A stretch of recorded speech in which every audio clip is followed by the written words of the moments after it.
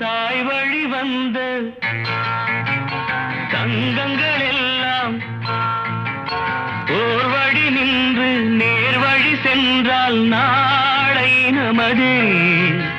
காலங்கள் என்னும் சோலைகள் மலர்ந்து காய்கனியாகும் நமக்கென வளர்ந்து நாளை நமதே, நாளை நமதே.